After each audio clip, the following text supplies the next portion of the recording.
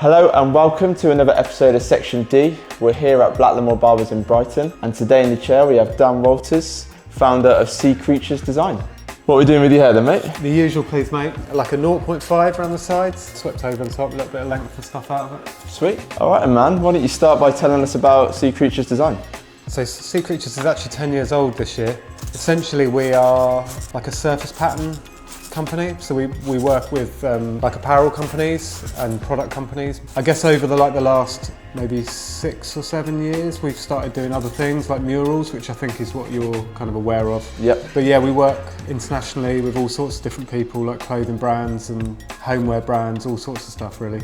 What first sparked your interest in graphic design and street art? I mean, I've never wanted to do anything else. So I don't remember ever really having any thoughts about doing anything else with my life. Sure. So everything like through school and uni and stuff was all like geared towards doing something with design or illustration or something like that. So then when I came out of uni, I got a job doing web design for a couple of years, which was really fun, but it wasn't really my thing. And then I found myself in the surface pattern industry, which was more illustrative, so kind of where I wanted to be, I think. So I worked for a company for nearly 11 years, I think, and then kind of got to a point where I really wanted to sort of do some different stuff, make my own decisions. So then in 2014 is when I started Sea Creatures, like moved to Brighton and then started the business at the same time. So is it surface pattern design? Yeah, so surface pattern design is essentially like all over patterns, so it's in repeat. It's anything from kids, where we do loads of kids wear, we work with loads of menswear brands. I've done like backpacks for like North Face. It's self-directed a lot of the time, so I can work on stuff that I want to be doing. And you're kind of gearing, the customers sometimes guide us, but we're guiding the customers as well as to what the trends might be and all that kind of stuff too. When we're doing like kids wear and stuff, you're sort of bound a little bit by the cost. Sure. Limited amount of colours, the simplicity has to sort of be there. Sure. Whereas when you're working on a more expensive product that is on a different material, they can pretty much do anything.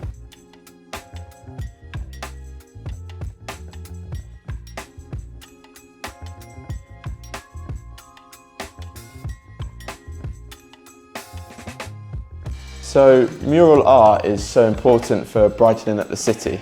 Is it the city that inspires the art, or is it the art that makes the city? I think it's a little bit of both.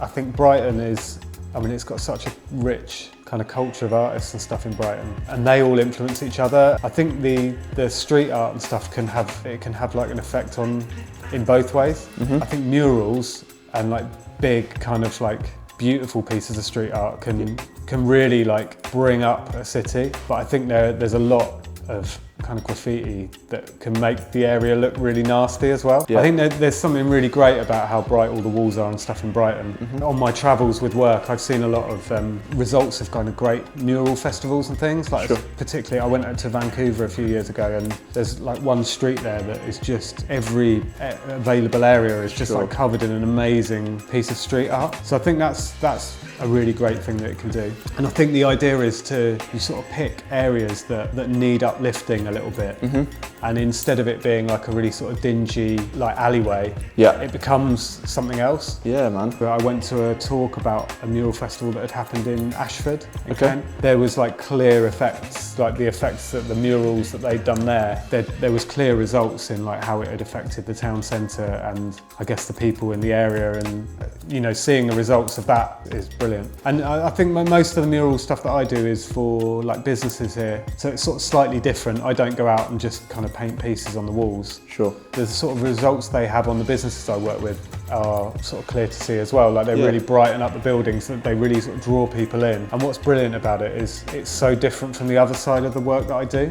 I don't work sort of from beginning to end with our surface pattern stuff. I work at the beginning and then I sell the work, and I'm not really involved with the end product. Whereas with murals, I'm involved right from the beginning and I'm installing it at the end. Yeah. So I'm interacting with the public when I'm kind of painting it on the wall. Yeah, man. I mean, it's such a creative job that I think it's important to be able to have that aspect of it, to be able to have creative freedom and to be able to get real people's sort of first-hand opinions of it as well. The mural stuff came out of working with the guys at Buy Some Beer down here. We set up at the same time, and the mural projects came sort of out from working with them. And we've sort of gradually built it into our business model really. It's now sort of a huge part of what we do.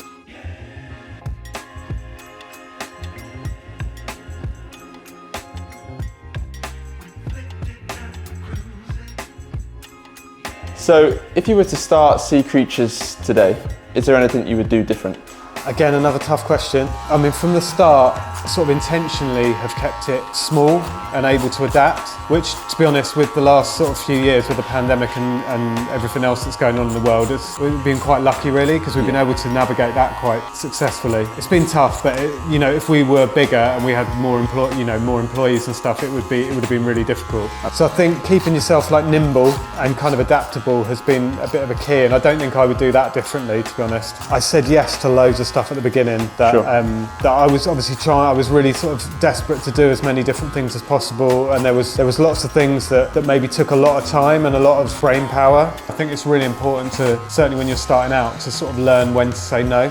At the beginning, you know, I was working at home at the start, and I was working every hour that I could possibly be to do, sort of around family life and all that stuff. I would just make sure there was a bit of a separation between personal life and work life. Yeah. But I think, yeah, generally I would do things similar. Yeah, taking opportunities. I've still try and push myself outside my comfort zone and do new things. Yeah, I think something I've learned over the last few years is just to be change and just to be adaptable, able to adapt to, you know, not too set in my ways and not think, well, this is how I've always done it. So I keep on the ball and just don't be afraid to change. I think that's the key for us.